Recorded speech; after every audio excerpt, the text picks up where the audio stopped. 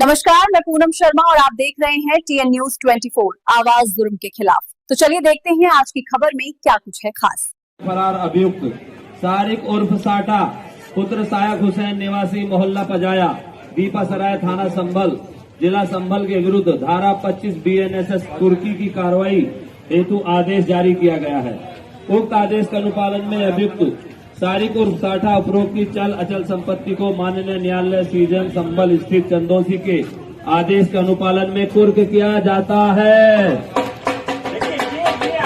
उत्तर प्रदेश के संभल जिले में साल 2024 के नवंबर में हुई हिंसा के मास्टरमाइंड शारिक साठा पर प्रशासन ने शिकंजा कसना शुरू कर दिया है। शारिक साठा का घर कुर्क किया जा रहा है। संभल के दीपासराय में शारिक साठा का घर है। कोर्ट ने उसके घर की कुर्की का स्थायी वारंट जारी किया है। शारिक के खिलाफ कुल 69 आपराधिक मामले दर्ज हैं, जिनमें हत्या, आर्म्स एक्ट और संभल हिंसा से जुड़े मामले शामिल हैं। शारिक साठा विदेश में बैठा है। दरअसल संभल में 24 नवंबर 2024 को तब भारी हिंसा भड़की जब स्थानीय अदालत के आदेश पर शाह जामा मस्जिद के आसपास सर्वे किया जा रहा था, जिससे प्रदर्शनकारियों और पुलिस के बीच टकराव हुआ और पत्थरबाजी, आगजनी और गोलीबारी जैसी हालात बने।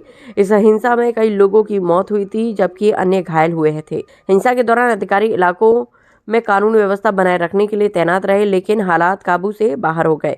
जांच के दौरान पुलिस और SIT ने पाया कि इस हिंसा के पीछे एक संगठित साजिश थी, जिसमें शारिक साठा का नाम मुख्य साजिशकर्ता के तौर पर सामने आया।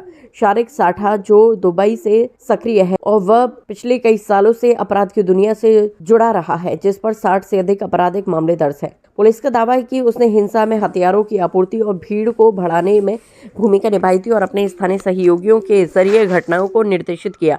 शारिक साठा के खिलाफ पुलिस ने लुकआउट सर्कुलर जारी किया है, उसको प्रोक्लेम्ड ऑफेंडर घोषित किया और अब इंटरपोल रेड कॉर्नर नोटिस का भी प्रयास कर रही है ताकि वह विदेश से पकड़ा जा सके। साठा के खिलाफ विभिन्न थाना क्षेत्रों में कई नई FIR दर्ज की गई है और अदालत ने उसके घर की कुर्की का स्थायी वारंट भी जारी कर दिया है। साथ ही पुलिस ने उसके और उसके गैंग की संपत्ति जब्त करने जैसे कदम भी उठाए हैं। इनके इलाके में मुनादी करके शारिक साठा के घर की आज कुर्की की जा रही है।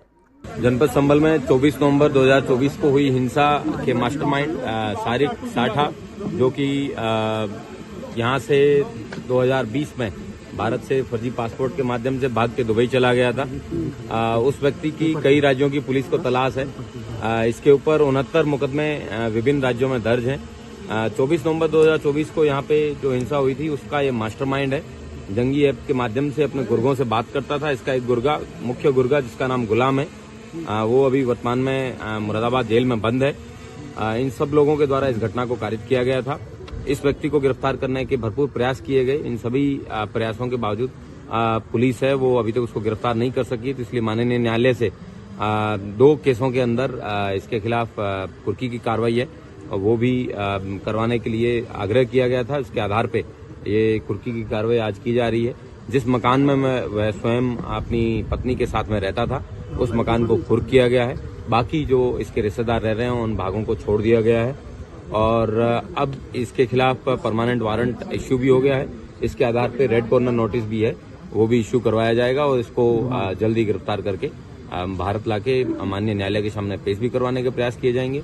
और बाकी इनके ऊपर जो मुकदमे हैं उनमें ट्रायल इन एब्सेंशिया, मतलब इसकी मौजूदगी नहीं होने के बावजूद इन सभी मुकदमों के अंदर जो ट्रायल है वो जारी रहेगा और इसको ट्रायल इन एब्सेंशिया में इसको सजा भी सुनवाई जा सकती है। उसके लिए प्रभावी पैरवी जनपद पुलिस के द्वारा की जा रही है।